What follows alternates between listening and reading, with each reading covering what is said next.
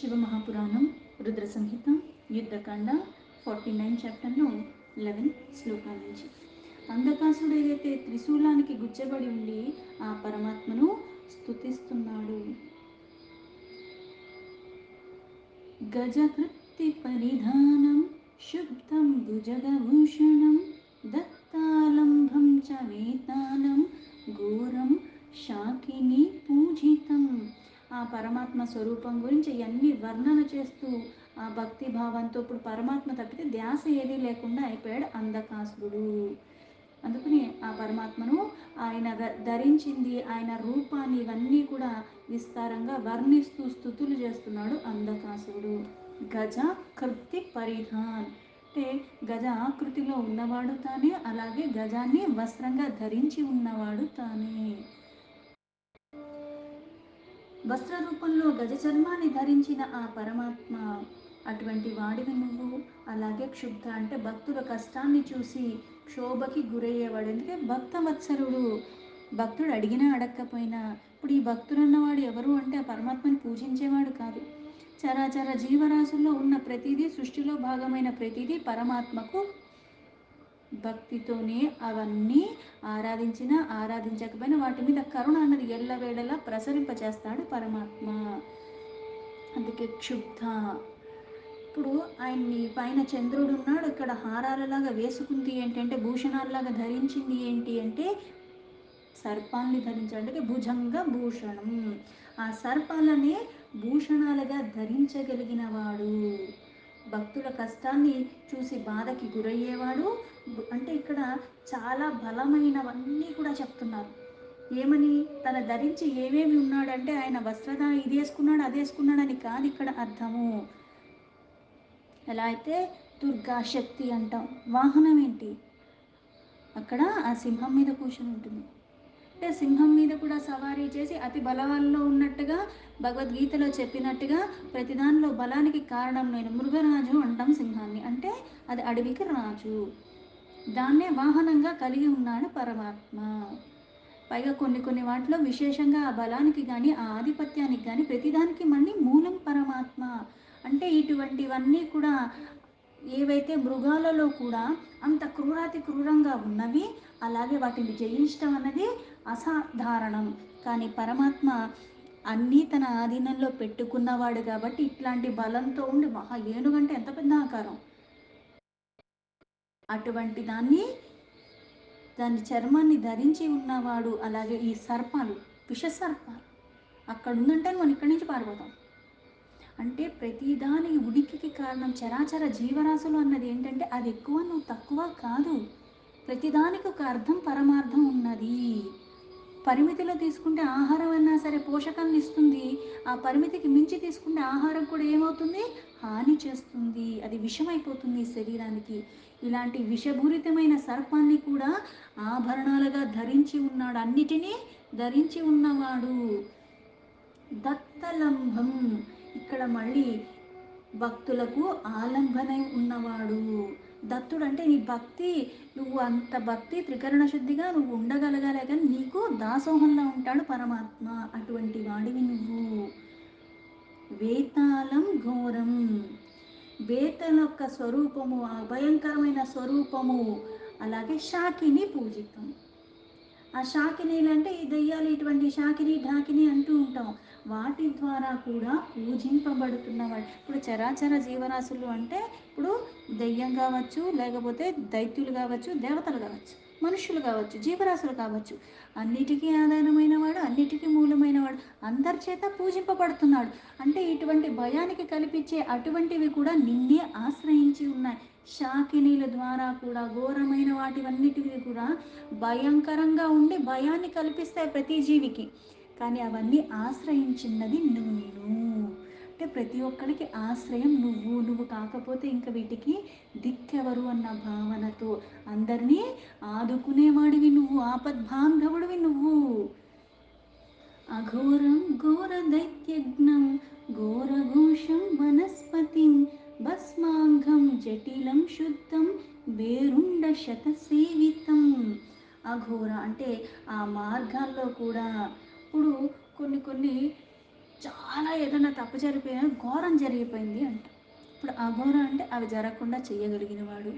నీకు మార్గాన్ని ఇస్తాడు, జ్ఞానాన్ని ఇస్తాడు. ఇప్పుడు నీకు అగ్ని ఉంది అంటే మనం స్టవ్ వెలిగించుకుంటా వంట చేసుకోవటానికి. దాని మీద పాత్ర పెడతాం, పాత్రలో ఏదన్నా పెట్టి దాన్ని వండుకుని ఆ తర్వాత మళ్ళీ అలాగే చేత్తో పట్టు ఒక వస్త్రాంతో ఆ పాత్రను కూడా పట్టుకుంటాం. వేడెక్కిన తర్వాత నువ్వు పట్టుకుంటే నీకు కాలుతుంది. ఆ జ్ఞానం ఇచ్చాడు కదా. అలాగే ఇవన్నీ వండుకున్న తర్వాత దాన్ని ఆహారంలో తీసుకుంటే నాకు పెద్ద ప్రమాదం ఏం లేదు. పచ్చివే నేను ఏవి చేసుకోకుండా ఆ బియ్యాన్ని కూడా అన్నీ నోట్లో వేసేసుకుని నీళ్ళు కూడా నోట్లో వేసుకుని నేనే స్టవ్ మీద కూర్చుంటా అంటే నేను ఉంటాను. అంటే జ్ఞానం ఇచ్చాడు కదా. ఒకదాన్ని ఆధారం చేసుకుని నువ్వు అలా పదార్థాన్ని వండుకుని ఇలా తింటే నీకు అది పనికి వస్తుంది, నీకు హాని జరగదు. ఈ జ్ఞానం ఇచ్చింది ఎవరు? పరమాత్మ. అందుకే ఇక్కడ ఆ మార్గాన్ని నువ్వు నడుచుకునేలాగా మార్గాన్ని చూపిస్తున్నాడు. మార్గాన్ని నువ్వు అందుకే స్వల్ప ప్రయత్నం నువ్వు చెయ్యి. నీకు ఆ భావన మారిపోతేనే నీకు మార్గాన్ని సరళం చేసేస్తున్నాడు. ఆ స్పష్టత ఇస్తున్నాడు. ఆ స్పష్టత ఇస్తున్నాడు. మళ్ళీ అటు నుంచి వైదొలగకుండా కూడా మళ్ళీ నీకు ఆయన అనుగ్రహాన్ని ప్రసరింపచేస్తున్నాడు. అటువైపుగా నీ ధ్యాస మళ్ళేలాగా చేస్తున్నాడు. అందరికీ చేస్తున్నాడు, నీకు నాకే కాదు. అయితే సర్వానికి చేసినప్పుడు ఈ ఎవరైతే ఇప్పుడు సూర్యోదయం అవుతుంది, నీ ఇష్టం వచ్చినప్పుడు లెగిస్తే నీకోసం మళ్ళీ రాడు కదా. అయితే నీకు పుష్టి ఎప్పుడు వస్తుంది? మనకి డాక్టర్లు కూడా వైదిక పరంగా చూసుకున్నా కొన్ని కొన్ని సమయాల్లో నువ్వు లెగగలిగితే నీ శరీరం దానికి తగ్గట్టుగా చెయ్యబడి ఉన్నది. అప్పుడు నీకు వృద్ధి ఎక్కువగా వస్తుంది. ఈ శరీరం చేయవలసిన పనులన్నీ చాలా చక్కగా నువ్వు పెద్దగా ఏమి కష్టపడకుండా చేసేసుకుంటూ ఉంటుంది. ఈ సమయంలో లెగటం, ఈ సమయంలో పడుకోవటం, అలాగే ఆ కిరణాలు నీ మీద ప్రసరింపచేసేలాగా ఆ సమయంలో నువ్వు బయట ఉంటే అవి నీకు మళ్ళీ లోపల నీకు అది ఉత్పత్తి చేయాల్సినవన్నీ ఉత్పత్తి చేయాల్సిన విధానంగా చేస్తుంది. ఆ కిరణాల వల్ల కూడా నీకు ఎటువంటి హాని జరగదు. మిట్ట మధ్యాహ్నం వెళ్ళి నేను బయట కూర్చుంటా, నాకు విటమిన్ డి కావాలంటే శరీరం మాడిపోతుంది. పైగా ఏమవుతుంది? సన్ స్ట్రోక్ అంటాం, నీరసం వచ్చేస్తుంది, అన్నీ వచ్చేస్తే కళ్ళు తిరుగుడు పడిపోతాయి. అంటే ఒక నియమం ఉంది కదా. అలాగే ఇక్కడ అఘోరం ఘోర దైత్యంగం అంటే ఆ మార్గంలో ప్రవర్తింపచేసేవాడివి నువ్వు. భయంకరమైన దైత్యులకి ఆధారం నువ్వు, మళ్ళీ వాళ్ళని సంహరించేది కూడా నువ్వే. దైత్యులైన దేవతలైన అందరికీ పరమాత్మే ఆధారం. అయితే ఆ ఆధారాన్ని నువ్వు సరిగ్గా ధర్మపరంగా పట్టుకుని ఇంకొక దానికి హాని చేయకుండా ఉన్నంత వరకు నిన్ను ఉంచుతాడు. అది దైత్యుడైనా మానవుడైనా ఇంకా ఏ జీవైనా. పైగా నేను దేనికి హాని చేయకపోయినా సరే కాలానుగుణంగా నాకు పరిమితి ఎంతైతే ఇచ్చాడో ఆ సమయం అవ్వగానే మళ్ళీ అందరూ వెళ్ళిపోవాల్సింది. అందుకే ఇక్కడ అటువంటి భయంకరమైన దైత్యుడికి ఆధారం నువ్వే. అటువంటి భయంకరమైన దైత్యుని కూడా సంహరించేవాడివి నువ్వొక్కడివే. అందుకే ఘోర ఘోషం. ఘోష అంటే శబ్దం, భయంకరమైన శబ్దం. అన్నిటికీ భయంకరంగా ఉన్నవాటికే భయాన్ని కల్పించగలిగిన వాడివి నువ్వొక్కడివి. వనస్పతి అంటే ఇక్కడ ఔషధి గుణములతో ఉన్నవాడివి నువ్వే. భస్మాంగం భస్మాన్ని ఒళ్ళంతా ధరించి ఉన్నవాడివి. జటిలం జటిలం అంటే జటలను కూడా ధరించి ఉన్నవాడివి. శుద్ధం పరమ పావనుడివి. భస్మాన్ని ధరించి అంటే ఏ భస్మం ధరిస్తున్నాడు?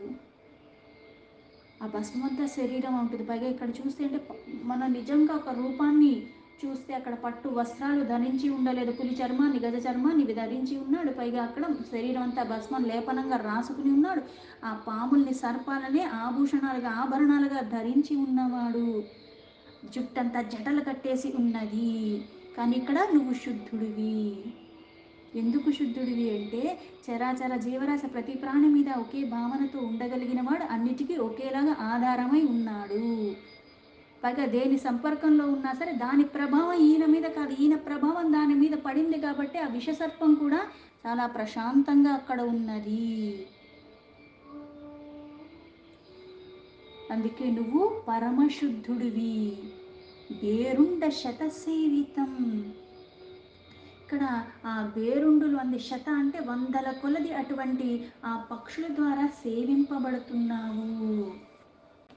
గండ బేరుండ అంటూ ఉంటారు. ఈ పక్షికి 2 తలకాయలు ఉంటాయి. పైగా దానికి చాలా దివ్యమైన శక్తి ఉంటుంది. అది విష్ణు యొక్క స్వరూపము అంటారు. దాని ద్వారా కూడా సేవింపబడుతున్న వాడివి. అంటే చాలా శక్తివంతమైన వాటికి కూడా ఆ శక్తికి మూలం నువ్వు. అలాగే అటువంటి వాళ్ళు కూడా అంటే అందరూ ఆశ్రయించి ఉన్నది నిన్నొక్కడిని. భూతేశ్వరం భూతనాథం పంచభూతాశ్రితం ఖగం క్రోధితం నిష్ఠురం చండం చండీశాం చండికాప్రియం. భూతేశ్వర, ఈ భూతములు అంటే ఏంటి? చరాచర జీవరాశులందరూ కూడా భూత సముదాయమే. వాటి అన్నిటికీ అధిపతివి నువ్వు, భూతాలకి ఈశ్వరుడివి నువ్వు. భూతనాథ అంటే మళ్ళీ ఈ భూతగణములందరికీ కూడా మళ్ళీ స్వామివే. భూతేశ్వర అంటే జీవులందరికీ కూడా నువ్వే మూలము. వాళ్ళందరికీ అధికారము నీకే ఉన్నది. అందరి మీద అధికారం నీకే ఉన్నది. ఆధిపత్యం ఉన్నది నీకే. అయితే ఇక్కడ అధికారం ఈయనకున్నది. పైగా కొంతమందికి గణాలు లాగా ఉన్న వాళ్ళకి అంటే కాస్త అధిపతి స్థానాల్లో ఉన్నవాడికి కూడా అధిపతి ఉంది. అందుకే ఇప్పుడు మనం దేవేశ్వర అంటే దేవతలకే ఈశ్వరుడు నువ్వు. మనం దేవతలను ఆరాధిస్తున్నాం. ఆరాధించే దేవత కూడా ఆశ్రయించింది నిన్ను అన్నట్టుగా ఇక్కడ ప్రతి భూతగణము కూడా నాథుడు నువ్వు. ప్రతిదీ నిన్ను ఆశ్రయించే ఉన్నది. అలాగే పంచభూతాశ్రిత, పంచభూతాలు కూడా నువ్వే ఆశ్రయము. ఖగం అంటే ఆ గగనంలో విహారిగా ఉన్నావు. అంటే స్వచ్ఛంగా ఉన్నావు. నీకేది ఆధారం కాదు. నువ్వు దేని మీద ఆధారపడి లేవు, కానీ ఇవన్నీ నీ మీదే ఆధారపడి ఉన్నాయి. క్రోధితం అంటే క్రోధంతో. ఇప్పుడు సృష్టి జరిగేటప్పుడు ఒక రకంగా ఉంటావు, పోషించేటప్పుడు ఒక రకంగా ఉంటావు, లయమయ్యేటప్పుడు ఉగ్ర స్వరూపంలో ఉంటావు. అందుకని ఆ ఉగ్ర స్వరూపాన్ని దాల్చిన వాడు, క్రోధంతో ఉన్నవాడివి. నిష్ఠూర అంటే దుష్టులతో కఠోరంగా వ్యవహరించేవాడి, అదే పరమాత్మ. అంటే ఇప్పుడు ఎలా, నేను నా కొడుకైనా సరే వాడు మంచి పని చేసినప్పుడు బాగా చేసావమ్మా అంటాను. వాడికి ఏదైనా అవసరం ఉన్నప్పుడు ప్రోత్సహిస్తాను, నాకు కావాల్సిన సాయం నేను చేస్తాను. కానీ వాడైనా చెయ్యరాని తప్పు చేసినప్పుడు అదే అమ్మను, అదే ప్రేమ ఉంది, కానీ వాడిని నేను శిక్షిస్తాను. మంచి పని చేసినప్పుడు పొగుడుతాను, వాడికి కావాల్సినవన్నీ అడిగినప్పుడు అన్నీ చేస్తాను, కానీ చెయ్యరాని పని చేసినప్పుడు నేను శిక్షిస్తాను, మళ్ళీ అది చెయ్యనివ్వకుండా నివారిస్తాను. నేను ఇలా శిక్షించకపోతే దీన్ని మళ్ళీ చూసుకుని ఇంకా ఇద్దరు ముగ్గురు పిల్లలు ఉంటే నాకు అమ్మ వాడిని ఏమనలేదు కదా, నేను చెయ్యొచ్చు అనుకుంటాడు, కానీ ఇది తప్పని తెలియని వాడికి తెలియజెప్పాలి. అందుకే దుష్టుల్ని శిక్షించేవాడివి నువ్వు. అందుకే వాళ్ళ పట్ల కఠోరంగా వ్యవహరిస్తారు. దుష్టత్వంతో ఉంటేనే కఠోరంగా వ్యవహరిస్తారు. పైగా ఆ క్షణంలోనే మనకు ఒకళ్ళ మీద కోపం వచ్చిందంటే ఆ కోపం ఎలా కొనసాగిస్తూ ఉంటాం, సీరియల్ లాగా సాగదీస్తూ ఉంటాం. ఆ క్షణంలో ఆ సందర్భానికి వచ్చింది అప్పుడు అన్నాను వదిలేయటం, మళ్ళీ నువ్వు పట్టించుకోకు, ఇంకోసారి చూసినా మళ్ళీ మామూలుగానే ఉండాలి. కానీ ఆ ఎక్స్పీరియన్స్ ఏదైతే మనకైందో ఆ అనుభవం కారణంగా ఏం చేస్తావు, ఇంకొకసారి నెత్తినెక్కించుకోవు. ఎక్కడ ఉండాలో అక్కడే ఉంటావు, ఎంతవరకు ఉండాలో అంతవరకే ఉంటావు. రాగం లేని స్థితికి వెళ్ళాలి. చండ అంటే ప్రచండమైన రూపం, ఉగ్ర రూపం, పరాక్రమవంతమైన రూపం. పైగా చండీష అంటే ఆ చండికకి ప్రాణమైన వాడివి. చండిక ప్రియం, ఆ చండికకి నువ్వంటే కూడా చాలా ప్రియము. నీకు ఆవిడంటే ఆవిడకి నువ్వంటే. చండం తుంగం గరుత్మంతం నిత్యమాసవ భోజనం లీలిహానం మహారౌద్రం మృత్యోరగోచరం. చండతుండ అంటే చాలా కోపంలో ఆ ముఖము కలిగిన వాడివి. ఇక్కడ కోపంగా ముఖం ఉందంటే పరమాత్మకి ఎక్కడ చూసినా సరే ప్రసన్న వదన అంటాం. చాలా ప్రసన్నంగా ఉంటాడు. సచ్చిత్ ఆనంద స్వరూపం అంటే. అంటే ఇక్కడ ప్రచండం అంటే ఏంటి, ఇప్పుడు మనకు కోపం వచ్చిందే మొక్క ఇట్లా చిట్లించుకుని అట్లా చిట్లించుకుని కారాలు మిరియాలు నూరుతున్నట్టుగా ఉంటాం. కానీ ఇక్కడ చెప్పింది అది కాదు. కొన్ని తీయటానికి ఆ రూపాన్ని ధరించినట్టుగా ఉంటాడు, కానీ మళ్ళీ ఇక్కడ ఆ రూపానికి ఆయనకి ఏం సంబంధం లేదు. ఎందుకు, అన్నిటికీ అతీతంగా ఉన్నవాడే పరమంగా ఉండగలిగినవాడు. దేని ప్రభావం ఆయన మీద లేకుండా, అన్నిటికీ ఆయనే ఆధారము, అన్నిటి ఆయన ఉన్నాడు కాబట్టి అవి జీవించి ఉన్నాయి చైతన్య శక్తి. కానీ దేని సంపర్కంలో ఉన్న దేని ప్రభావం ఆయన మీద పడకుండా అతీతంగా ఉండగలిగిన వాడు పరమాత్మ ఒక్కడే. ఇక్కడంతా ఉగ్ర రూపాన్ని దాల్చి ఉన్నా సరే. అలాగే తుంగం గురుత్మంతం, గరుడ స్వరూపము నువ్వే, ఆ ఖడ్గరూపం నువ్వే. అలాగే అంటే ఇక్కడ నిత్యమాసవ భోజనం, నిత్యమాసవ భోజనం అంటే నిత్యం ఏం చేస్తున్నావు, శవాల్ని భోజనంగా పెట్టబడిన వాడివి నువ్వే. ఇక్కడ శవాన్ని తింటున్నాడు అంటే మనం ఇంకో ఆహారం తింటున్నామని కాదు అర్థం. అన్నీ ఎక్కడి నుంచి వస్తున్నాయి? అక్కడి నుంచే వస్తున్నాయి. ఇప్పుడు మనం గర్భంలో మన శిశువు మనకి కడుపుతో ఉన్న స్త్రీలో లోపల ఉంటాడు. మనం ఏది తింటే అది లోపలికి వెళ్తుంది.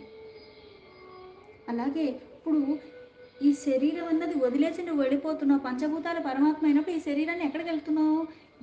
భూమిలో కలిసిపోతుంది, గాలిలో కలిసిపోతుంది. మళ్ళీ ఆ భూమి ఏంటి? పరమాత్మ. మనం ఇవన్నీ కూరగాయల చెత్త ఇవంతా ఇప్పుడు మనకి ఎకో ఫ్రెండ్లీ అని అవని ఇవని అంటూ ఉంటాం. అన్నీ తీసుకెళ్ళి ఎరువులో వేయటానికి అందులో వేస్తా. ఇన్ని రోజులు అలా వదిలేస్తే ఏమవుతుంది? అది మళ్ళీ ఎరువు అయిపోతుంది. ఇక్కడ భక్షిస్తున్నామంటే ఆయన కూర్చుని ఇవన్నీ తింటున్నాడని కాదు, అది భోజనం అని కాదు. మళ్ళీ అందులోనే లయమైపోతుంది. శరీరంతో సహా అన్నీ అందులోనే లీనమైపోతున్నాయి. అందుకే లేలిహాన. క్రుద్ధమైనప్పుడు ఈ లాల సత్వంతో కూడిన ఆ నాలుక కలిగిన వాడివి అయితే ఆ జిహ్వలోకి వెళ్ళిపోతున్న అగ్ని కూడా 7 ఉంటాయి అంటారు. ఆ అగ్ని జిహ్వ అంటాం. అందులోకి అన్నీ వెళ్ళిపోతూ ఉంటాయి. కానీ ఇక్కడ ఆయన ఆస్వాదించాడు. ఇప్పుడు మనం ఏం చేస్తాం? తీపి పదార్థం అంటే ఆహా ఓహో గులాబ్ జామ్ అయితే ఎంత ఇష్టంగా తింటూ ఉంటాం, ఇంకోటి వేసుకుందాం అనుకుంటాం. ఏ కాకరకాయ పెట్టి తినే అంటే కొంచెం ఏదో ఆరోగ్యానికి తప్పదు కాబట్టి అన్నట్టుగా కొంచెం తింటా. ఇంకా తినని ఎంత పెట్టినా తినగలమా? తింటామా? తినం. ఎందుకంటే మనకు రుచులు తెలుసు. ఆ రుచులకి మనము దాసోహంలాగా ఉంటాము. ఇది కావాలి, ఇది వద్దు, ఇది ఇంకా కావాలి. పైగా వర్షం పడుతుంటే ఇది కావాలి, వాన ఎక్కువ ఉంటే ఇది కావాలి, అలాగే ఎండ ఎక్కువ ఉంటే చల్లగా ఇది కావాలి. ఇన్ని కోరికల మయంగానే ఉంటాం. అన్నిటికీ అతీతంగా ఉన్నవాడు దేని సంపర్కంలో ఉన్నా అందుకని ఇక్కడ ఒక జీవి ఉద్భవించినా ఇంకో జీవి మరణించినా ఎప్పుడూ ఒకేలా ఉంటాడు. ఎందుకంటే ఇక్కడ శరీరం పోతుంది కానీ ఆత్మరూపంలో ఏదైతే అందులో ఉన్నదో అది మళ్ళీ ఆయనలోనే లీనమైపోతుంది. పుట్టింది కూడా అందులోనే, పోషింపబడుతుంది అందులోనే, లయమయ్యేది అందులోనే. ఎక్కడికి వెళ్ళిపోతున్నాం? ఎక్కడికి వెళ్ళట్లేదు. మహారౌద్రం మృత్యురోగగోచరం. మహారౌద్రంగా ఉంటాడు అంటే అత్యంత భయానికే భయం కలిగించగలిగిన భయంకర స్వరూపమైన పరమాత్మ. పైగా మృత్యువు. అన్నీ కావాలనిపిస్తుంది, మృత్యు వద్దనిపిస్తుంది. మృత్యు రూపంలో అయినా సరే ఎక్కడికి వెళ్తున్నావు? ఎవరు తీసుకెళ్ళిపోతున్నారు? నిన్ను తీసుకెళ్లేది ఆయనే కదా, ఆయనలోనే ఉంటావు కదా.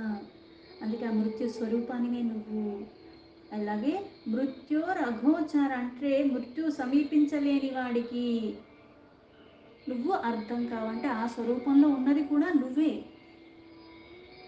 పోషణకర్త అయినా, సృష్టికర్త అయినా, లయకర్త అయినా మూడు పరమాత్మే. ఆ సంపర్కంలోనే ఉంటున్నావు. ఎలా అయితే సర్వవ్యాపిగా అంతా ఉన్నాడు పరమాత్మ. కాకపోతే నీకు అంతా కనిపించే అంతా లేదు. ఎందుకంటే నాకు అంత జ్ఞానం లేదు. పైగా ఈ మోహాలు వ్యామోహంలోనే ఉన్నావు.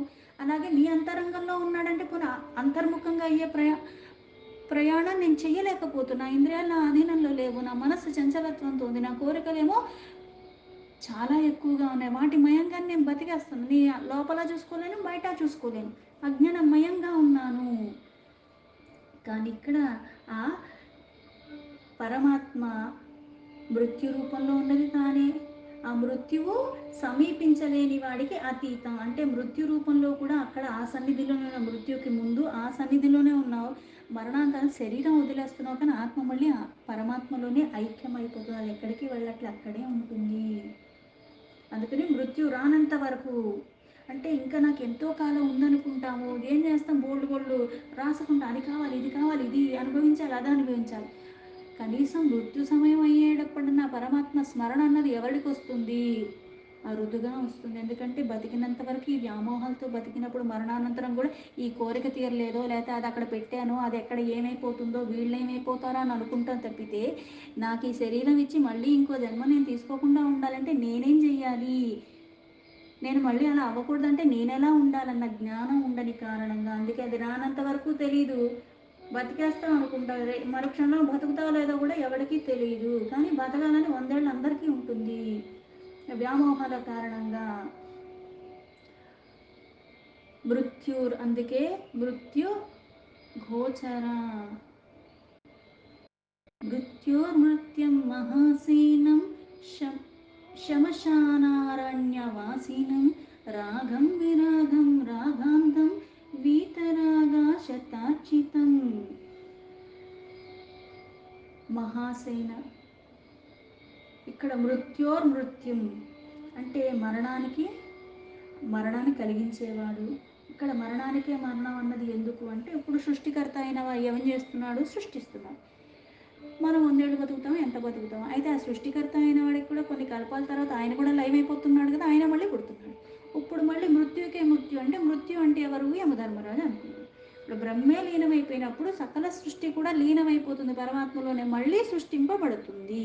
ఆ మృత్యునిచ్చేవాడికి కూడా మళ్ళీ మృత్యు ఉన్నది అని అర్థము. కానీ పరమాత్మే నిత్యుడు, శాశ్వతుడు. మహాసేన, సర్వము ఆయన సేనే.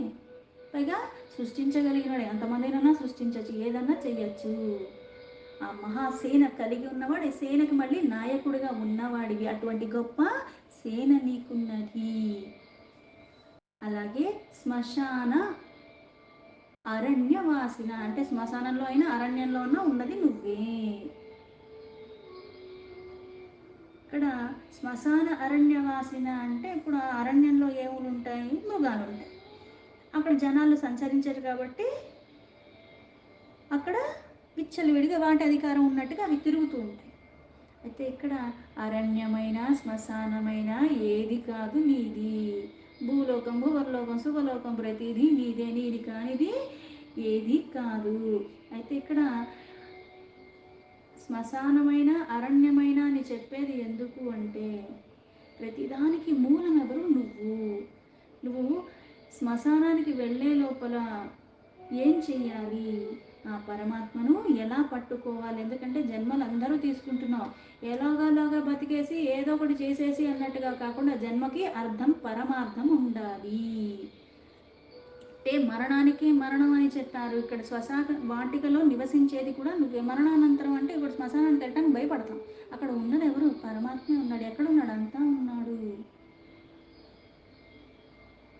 అన్నిటికీ మూలమైన వాడివి, అంతా వసిస్తున్నవాడివి నువ్వు. మనం అందరం వచ్చిపోయాడు, మనం శాశ్వతం కాదు. ఈ మన బ్రతుకన్నది చాలా స్వల్పమైనది, కానీ శాశ్వతంగా అంతా. అది అరణ్యమైన, అది శ్మశానమైన, ఇంకొకటైనా అన్ని ప్రదేశాలలో నివసిస్తున్నవాడు పరమాత్మ ఒక్కడే. వ్యాపిగా ఉన్నాడు, సర్వవ్యాపి. ఆ చిరనివాసం పరమాత్మది. కేర్ ఆఫ్ అడ్రస్ పరమాత్మ. రాగం విరాగం.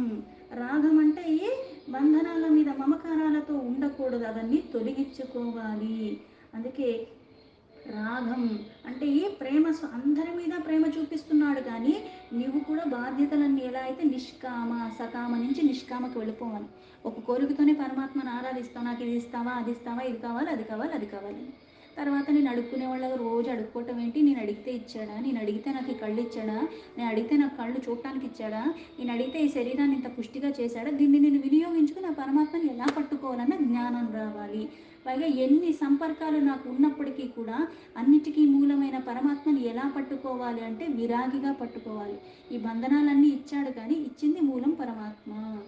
అయితే ఈ జన్మని నేను వృధా చేసుకోకూడదన్న భావనతో పట్టుకోవాలి. అందుకే రాగాలతో అంధుడిలాగా నేను ఉండకుండా, రాగ ఉన్నప్పటికి కూడా విరాగిలాగా ఉండి ఆసక్తి రహితంగా, అన్నీ నా నుంచి దూరం అయ్యాక నాకు విరక్తి అంటే ఆ విరక్తి శాశ్వతమైనది కాదు, టెంపరీ. అది మళ్ళీ నీ సంపర్కంలోకి వచ్చిందంటే నీకు మళ్ళీ రాగం వచ్చేస్తుంది. అలా లేకుండా ఉండాలి. రాగాలతో అంధకారంలో నేను ఉండకుండా, రాగాలు ఉన్నప్పటికి కూడా జ్ఞానమయంగా నేను ఉండేలాగా నిన్ను పట్టుకోవాలన్న భావనతో. అది రాగం తొలగించగలిగిన వాడివి నువ్వే. ఎందుకు, మళ్ళీ నీకు నేను భక్తితో సేవించుకున్న కారణంగా. నువ్వు సేవించుకుంటే ఇచ్చి, సేవించకపోతే తీసేడు. కాకపోతే ఈ మత్తిల్ని నేను ప్రవర్తించకుండా ఉండటానికి, ఆ మత్తు నుంచి బయటపడేలాగా నిన్ను నేను పట్టుకుంటేనే అది మళ్ళీ సాధ్యము. లేకపోతే ఈ మాయామోహాల్లోనే మనం భ్రమిస్తూ ఉంటాము. అందుకే వీతరాగ శతాచితం. ఈ వైరాగిగా లెక్కలేని తేజో పుంజములతో కూడి ఉన్నవాడివి. పైగా ఇటువంటి వాళ్ళ రాగం తొలగిపోయి విరాగిగా ఉండేవాళ్ళు మళ్ళీ ఈ అంధకారంలో పడనివ్వకుండా ఉండటానికి ఇటువంటి నిన్నే పట్టుకుని ఉన్నారు. వాళ్ళు నిన్ను పట్టుకున్నారు కాబట్టి, నిన్ను ఆశ్రయించారు కాబట్టి మళ్ళీ ఈ రాగాల్లో పడకుండా, ఈ అజ్ఞానంలో పడకుండా జ్ఞానమయమైన నిన్ను అంతలాగా గట్టిగా పట్టుకున్నారు. అవి పోవటానికి కారణం నువ్వు. దీంతో శివ మహాపురాణం రుద్ర సంహిత యుద్ధకాండలో 49 చాప్టర్లో 15 శ్లోక సంపూర్ణం.